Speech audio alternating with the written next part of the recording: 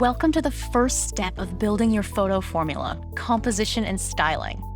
Unlike some courses where they dive right into camera settings, we're starting with composition and styling because they're the first steps in every photo shoot.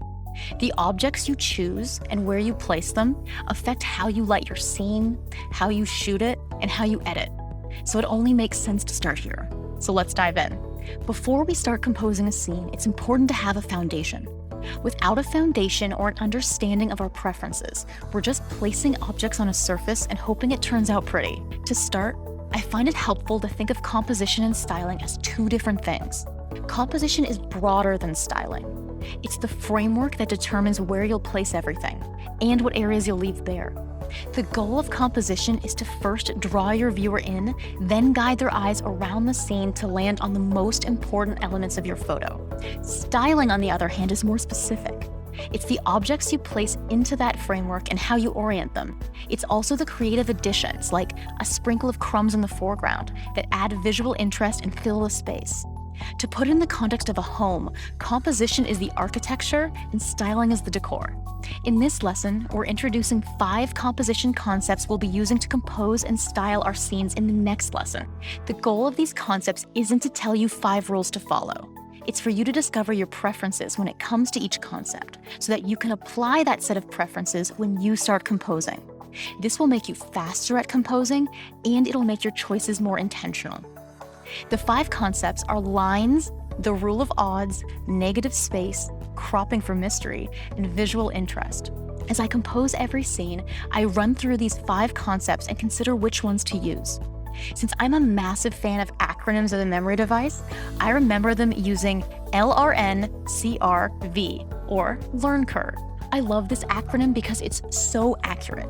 Everything in photography is a learning curve at first. By using this acronym to help me remember each concept as I compose, if I decide not to use a concept in a photo, I know I did it intentionally, rather than because I forgot about it. The first concept to consider is lines.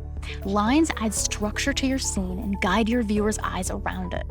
We experience 2 types of lines when we look at a photo: actual lines and implied lines. Actual lines are clear and visible within the composition. Actual lines are more common in landscape and portrait photography, in which we often see the horizon line or the edges of a road as it winds into the distance. We occasionally see actual lines in surface-based photography, thanks to rectangular props like this one, or the prominent edge of a plate. However, in surface-based photography, we're usually creating implied lines based on prop positioning and where we leave empty space. Lines can be both straight and curved. Here's an example of an implied diagonal line we created by lining the props from corner to corner. And here's another example using products rather than food. Contrast that with this photo, where we placed the subject in the center and didn't add extra props to create a line. There's nothing wrong with it, but the addition of the line really fills out the flat lay scene. You can also include multiple lines in one scene. Here's an example of multiple implied diagonal lines created by leaving some space between each row of props. Alternatively, we can place props in opposite corners, leaving the middle area empty like we did here. Because the eye is so used to seeing lines in nature, we feel a diagonal line even though there's a gap. Lines don't have to be straight either. We can create a curved line like in this example. Notice how the props form a C shape with empty space in the center. We'll talk about how to create a C-shaped composition later on, and we'll take it step by step. And by the way, lines aren't just for flat lay photos. The most effective eye-level photos also use implied lines, particularly a single diagonal line from one back corner to the opposite front corner. We'll also talk about how to create this composition in the next lesson.